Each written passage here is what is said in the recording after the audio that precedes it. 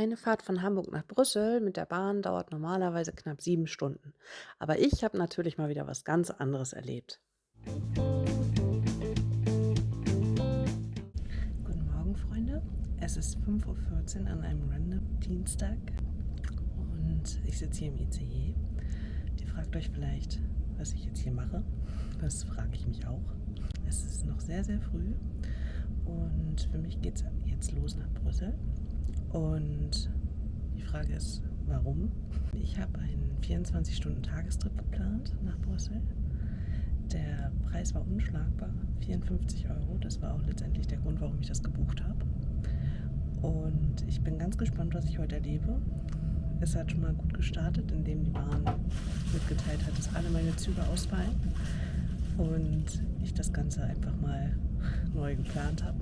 Und ich bin gespannt, was ich heute erlebe.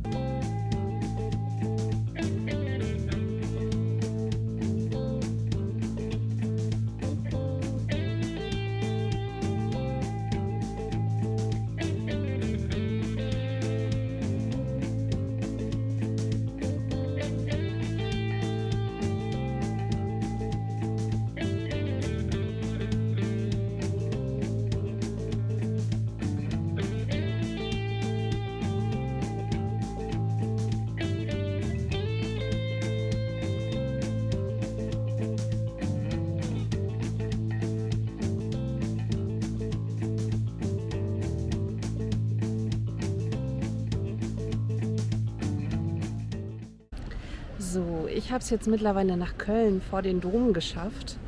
Und wie man die Bahn kennt, hatte ich natürlich auch 20 Minuten Verspätung und bin alles andere als pünktlich angekommen. Ist aber nicht weiter schlimm, da meine ursprüngliche Verbindung ja sowieso ausfällt und ich eine Ersatzverbindung habe, in der ich 2 Stunden Aufenthalt in Köln habe, genieße ich noch die Stadt ein bisschen. Und ich zeige euch jetzt mal den Kölner Dom von innen.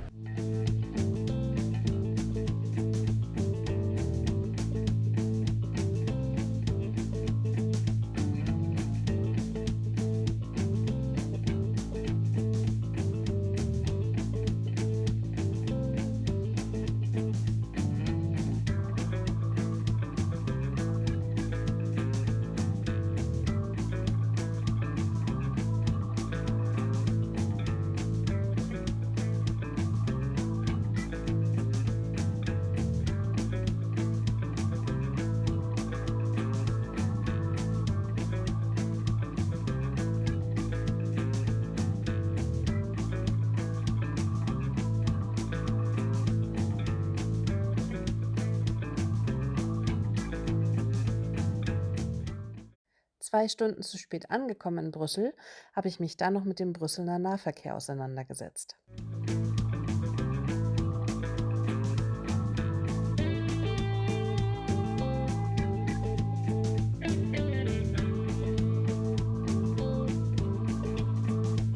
Außerdem habe ich heute noch ein Fahrgastrechteformular der Bahn ausgefüllt. Dadurch, dass meine eigentliche Fahrt ja abgesagt worden ist, musste ich ja eine Ersatzverbindung suchen. Die hat mich dann erst 2 Stunden später nach Brüssel gebracht. Früher ging es einfach nicht. Und dadurch spare ich jetzt aber auch die Hälfte des Reisepreises. Der Reisepreis war an sich eh schon günstig, also knapp unter 30 Euro. Tickets dann nochmal die Hälfte erstattet. Die Züge nach Brüssel waren reservierungspflichtig. Dadurch musste ich nochmal 5,20 € selber bezahlen für eine neue Sitzplatzreservierung. Bekomme aber auch das Geld jetzt noch erstattet, sodass mich die Fahrt effektiv dann nur noch 14,99 € gekostet hat. Das ist natürlich total cool, freue ich mich drüber, dass ich das Geld noch wieder zurückbekomme und mal schauen, wie heute die Rückfahrt läuft. Die Rückfahrt lief dann ein bisschen, wie man es von der Bahn erwartet. Der Zug, in den ich in Köln umsteigen wollte, hatte so viel Verspätung, dass ich tatsächlich damit wieder pünktlich ans Ziel kam. Eigentlich sollte auch hier mein Anschluss ausfallen, aber nichtsdestotrotz war ich dann pünktlich zu Hause und musste kein weiteres Fahrgastrechtformular mehr ausfüllen. So ein Glück.